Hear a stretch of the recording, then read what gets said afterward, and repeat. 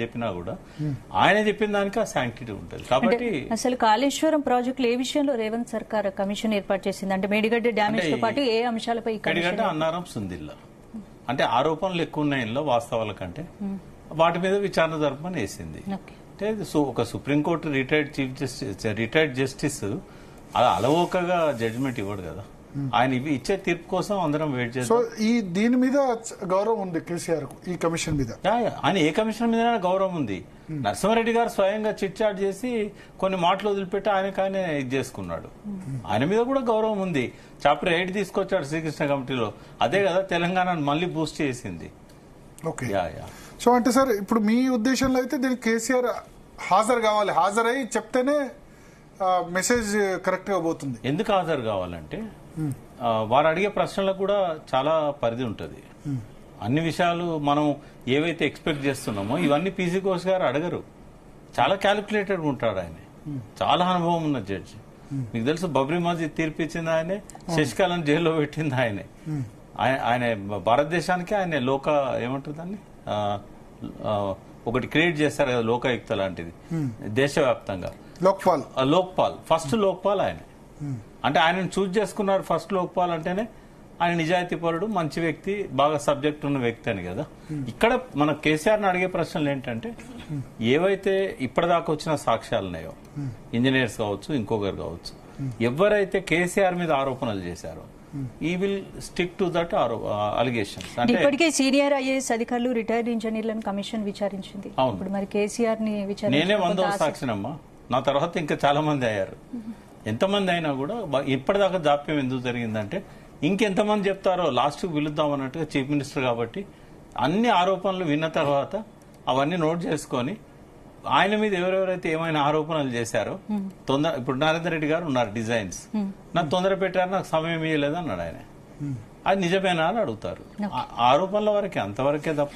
మీరు సాక్షిగా అటెండ్ అయ్యారు కదా, 100వ సాక్షిగా, ఏమడిగారు ఎగ్జాక్ట్లీ మిమ్మల్ని? అంటే నేను ఒక 17 అంశాలు అంటే వాస్తవంగా చెప్పాలంటే ఈ ఇర్రెగ్యులారిటీస్ విషయంలో కొంత టెక్నికల్ సబ్జెక్ట్ ఉంటుంది కాబట్టి వాటికి కొంత నాకున్న అనుభవం మేరకు నేను చెప్పాను. అది చైర్మన్ ఇంతకుముందు గవర్నమెంట్ లో ఉన్నాను కాబట్టి.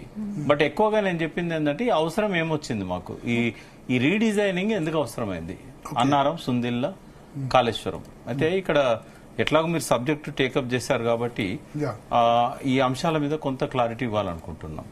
వాస్తవంగా నీళ్ల విషయంలో తుమ్మిడాటి దగ్గర ఒకవేళ వాళ్ళు 152 మీటర్స్ ఒప్పుకున్నా కూడా అది తెలంగాణకు సరిపోదు.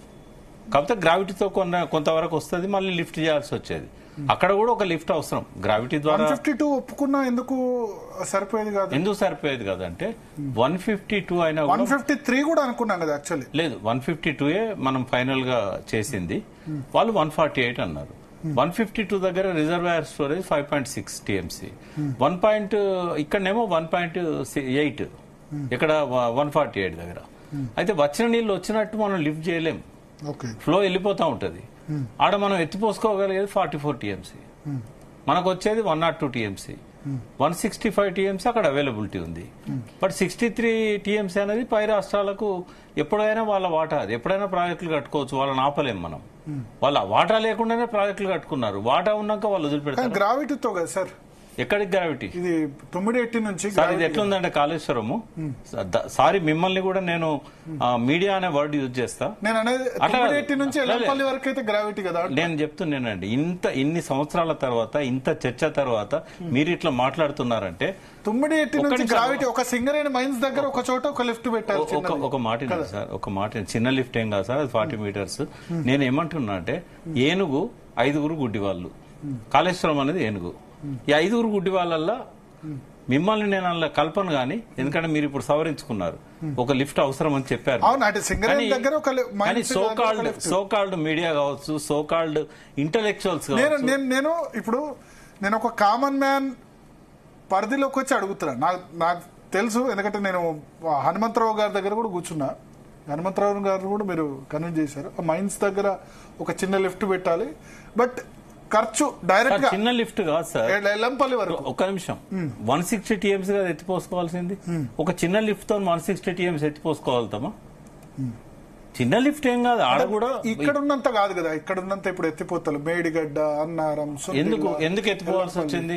ఇప్పుడు ఇక్కడ నుంచి తీసుకున్న నీళ్ళన్నీ కింద నుంచి తీసుకున్న నీళ్ళన్నీ ఇప్పుడు ఇక్కడ నుంచి తీసుకునేది 148 వరకే మనం లెక్క చేద్దాం. ఎందుకంటే 152 అనేది ఇంపాసిబుల్.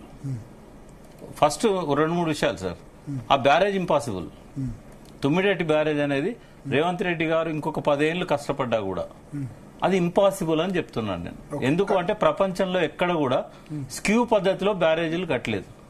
బ్యారేజీలు అన్ని ఇట్లుంటాయి సార్, ఇటు చూడండి, ఇట్లుంటాయి. ఇక్కడ ఎట్లుందంటే ఇట్లుంది పీ షేప్ లో, దాన్ని స్క్యూ పద్ధతి అంటారు. ఫస్ట్ అది సాధ్యం కాదు టెక్నికల్ గా. సెకండ్ ఏంటంటే ఆ చాప్రాల్ వన్యమృగ సంరక్షణ కేంద్రంలో కనీసం ఒక 200-300 ఎకరాలు తీసుకోకుండా ఆడ కట్టబోయలేరు, బ్యారేజ్ కట్టలేరు. కాబట్టి ఈ గొడవలలో ఉండి మళ్ళీ 2 దశాబ్దాలు 3 దశాబ్దాలు కొట్లాడుకోవాలి తెలంగాణ. మూడోది ఇంత కష్టపడితే దొరికేది 102 టీఎంసీలు. మీరు అన్నట్టుగా 152లో కూడా మాకు దొరికేది గవే సార్. అంటే ఇప్పుడు నేను ఎల్లంపల్లి బ్యాక్ వాటర్